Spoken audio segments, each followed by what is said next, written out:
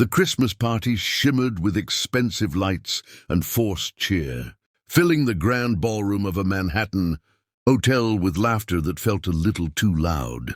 Garlands wrapped around marble pillars, a jazz band played softly near the stage, and servers moved through the crowd with silver trays of champagne.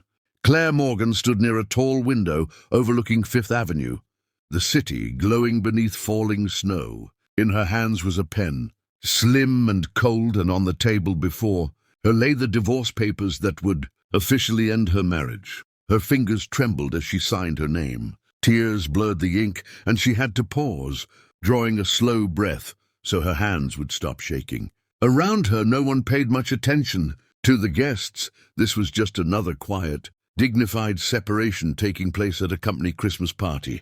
Her husband, Daniel, stood a few steps away, speaking politely with co-workers, his expression controlled and distant. He looked relieved, as if this moment was simply a formality he could finally put behind him. No one noticed how deeply Claire was breaking. 5 years earlier, she had walked away from a life most people only dreamed of. She had been born into a family whose name moved markets, whose signatures closed billion-dollar deals. But she had chosen love instead of legacy, simplicity instead of power. Changing her surname, hiding her background, she built a modest consulting career and lived like an ordinary woman. Daniel had fallen in love with her warmth and humility, never suspecting the empire she had quietly left behind. As time passed, his ambitions grew sharper, his patience thinner.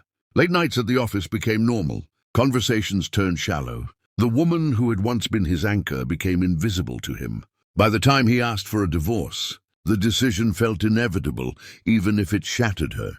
When Claire finished signing the last page, she quietly excused herself. She walked past the music, the laughter, the glittering decorations, and stepped outside into the freezing night.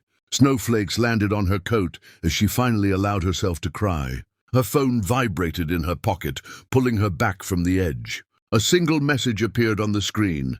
"The board is waiting. Are you ready to come home?" She wiped her tears, her breathing slowly steadying. For a long moment she stared at the city she had tried so hard to live small in. Then she typed one word in reply: yes. Inside the ballroom, no one noticed when she left. They had no idea the woman crying in the snow was a billionaire, one who had just decided to reclaim her life. 3 months after the Christmas party, winter still lingered in New York, but the air inside the same Manhattan hotel felt charged with a different kind of energy. The ballroom had been transformed again, this time into a sleek conference hall filled with executives, investors, and media representatives. Large screens displayed the logo of Morgan Global Innovations, a name spoken with respect and curiosity throughout the room. Conversations hummed with speculation about the mysterious chairwoman who rarely appeared in public. Daniel sat near the front row, adjusting his tie as unease crept in. His firm's future depended on today's presentation. The potential partnership promised growth, prestige, and survival in an increasingly competitive market. He hadn't questioned why the meeting had been scheduled so suddenly, only that the decision would be final. When the lights dimmed and the host announced the majority shareholder and chairwoman, the room fell silent.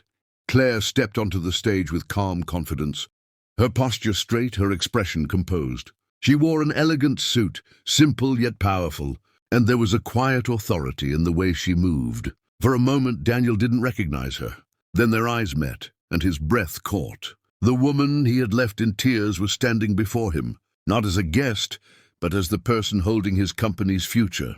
Claire spoke clearly, her voice steady as she laid out market trends, long-term strategy, and ethical priorities. Every number was precise, every decision measured. The room listened closely, taking notes, nodding in agreement. This was not a performance driven by ego, but leadership shaped by discipline and restraint.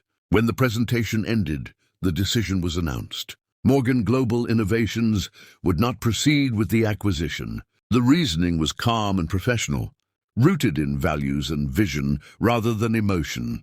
Applause followed, respectful and measured. Afterward, Daniel approached her, his confidence replaced by hesitation. Words failed him, but Claire met his gaze without anger or regret. "I never lied to you," she said quietly. "I only chose love over power." There was no accusation in her tone, only truth. She turned and walked away, heels echoing softly across the marble floor. Outside, snow began to fall again, gentle and clean. Claire stepped into the waiting car, her reflection steady in the glass. She wasn't leaving in tears this time. She was leaving as a woman who had lost love, reclaimed her identity, and finally understood that true strength didn't need to be hidden.